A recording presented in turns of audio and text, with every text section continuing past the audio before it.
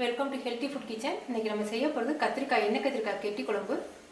அதுக்கு வந்து சீரகம் 1 டீஸ்பூன், மிளகு 1 டீஸ்பூன், சோம்பு 1/2 டீஸ்பூன், மல்லி 1 டீஸ்பூன், பூண்டு 3, சின்ன வெங்காயம் ஒரு 5 வெங்காயம் நறுக்கி வச்சுருக்கேன். முழுசாக போட்டோம்னா எண்ணெய் அதிகமாக தேவைப்படும், அதனால் நறுக்கி வச்சுருக்கேன். தேங்காய் பூ ஒரு 2 டீஸ்பூன், மிளகா 6 மிளகா, புளி நெல்லிக்காய் அளவுக்கு. கத்திரிக்காய் வந்து இந்த மாதிரி நறுக்கிக்கோங்க. காம்பு பகுதி கொஞ்சம் இருந்தால் தான் உங்களுக்கு வந்து உடையாமல் இருக்கும். இந்த மாதிரி எதெல்லாம் நறுக்கிக்கோங்க, அப்போ தான் பூச்சி இருக்கிறது உங்களுக்கு தெரியும். அப்படி நறுக்கி பார்த்துட்டு இப்படி பார்த்தீங்கன்னா பூச்சி இருக்கா இல்லையான்னு தெரியும். இதுக்கு ஆப்போசிட் டைரக்ஷனில் இந்த பக்கம் இப்படி நறுக்கியிருக்கேன். அப்போ தான் வந்து உங்களுக்கு உப்பு உரப்பெல்லாம் நல்லா சாரும்.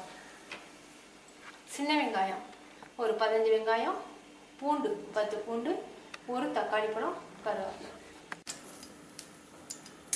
1/2 டீஸ்பூன் எண்ணெய் ஊற்றிருக்கேன்.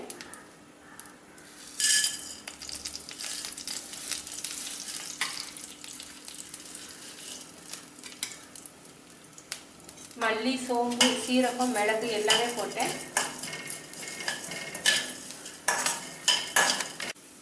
மிளகா, வெங்காயம், பூண்டு, தேங்காயை மட்டும் கடைசியாக போட்டுக்கலாம்.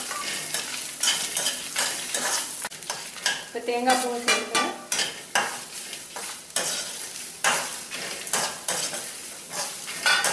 தேங்காய் பூ போட்டு ரொம்ப வதக்க தேவையில்லை. இதை நம்ம மிக்சியில் நல்லா நைஸாக நம்ம அரைச்சிக்க போகிறோம்.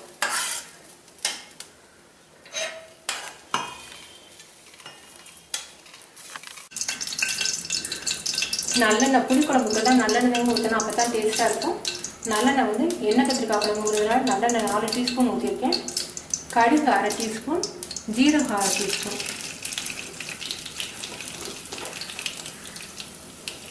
பெருங்காயம் 1 சிட்டிகை,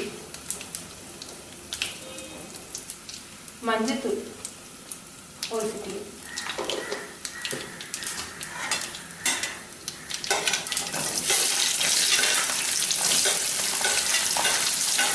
வெங்காயம் போட்டு கருவேப்பிலை. இப்போ கத்திரிக்காயும் சேர்த்து நம்ம வதக்க போகிறோம். இந்த கத்திரிக்காயோட மேல் தோல் அந்த கலர் வந்து மாறுற வரைக்கும் நம்ம வதக்கணும். தக்காளியை கடைசியாக சேர்த்துக்கணும். பாருங்கள், கத்திரிக்காயோட கலரே மாறிடுச்சு. இந்த மாதிரி நல்லா கலர் மாறுற வரைக்கும் நல்லா வதக்கணும். இப்போ தக்காளி பழத்தை சேர்த்துருங்க. தக்காளி பழத்தை ஆரம்பத்திலே சேர்த்திங்கன்னா தண்ணி விட்டு இந்த அளவுக்கு வதங்காது காய். அதனால கடைசியாக தக்காளி பழத்தை சேருங்க. இப்போ நம்ம புளி கரைச்சி வச்சுருக்கோம். இந்த புளியில் வந்து புளி தண்ணியில் நம்ம இந்த அரைச்ச விழுது சேர்க்க போகிறோம்.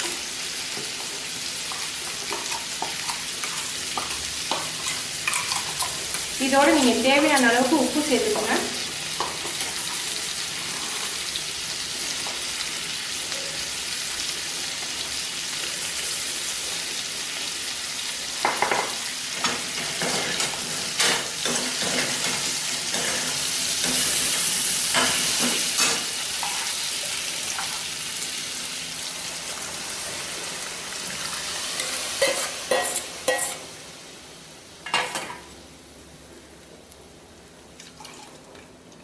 கத்திரிக்காய் நான் எடுத்துருக்க கத்திரிக்காய் வந்து கொஞ்சம் பெரிய சைஸாக இருக்கிறதுனால குக்கரில் வந்து 2 சவுண்டுக்கு வைக்க போகிறேன்.